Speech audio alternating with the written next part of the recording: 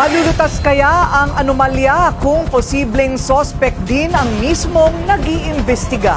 Sa pagsusuri ng Bilyonaryo News Channel, ang kontraktor ng bilyong pisong kontrata sa Surigao del Sur, kung hindi kongresista, kaalyado naman nila. Viral ngayon sa social media ang umano'y 1 billion peso garage ng isang gobernador para sa kanyang car collection. Sa isang video ng isang architectural and interior designing firm, ipinakita nila ang isa sa mga tahanang produkto ng kanilang disenyo. High class ang pagkakagawa mula sa loob ng gusali hanggang sa loob nito. Pero ang pinakakapansin-pansin ay ang hindi bababa sa 8 luxury cars na makikita mo pagpasok mo rito.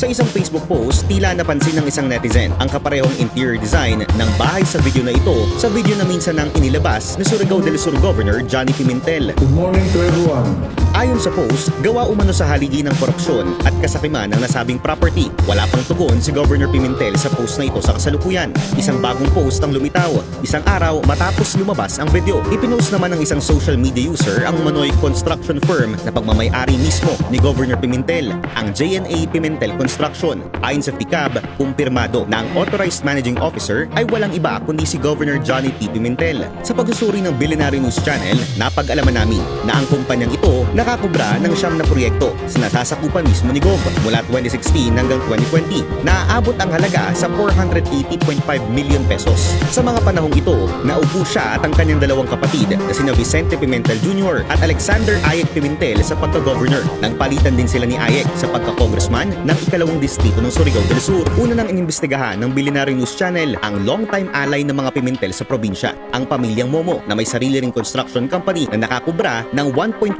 billion pesos na kontrata sa DPWH Caraga Region mula 2017 hanggang 2024. Kasalukuyang Surigao del Sur 1st District Representative si Romeo Momo at tumatayong chairperson ng House Committee on Public Works at co-chairperson ng Infra Committee na nag-iimbestiga sa flood control anomalies. Dati rin siyang DPWH Undersecretary at naging representative ng Construction Workers Solidarity o CWS Party List, ang grupong nire-representa ngayon ng bilyonaryong si Edwin Guardiola.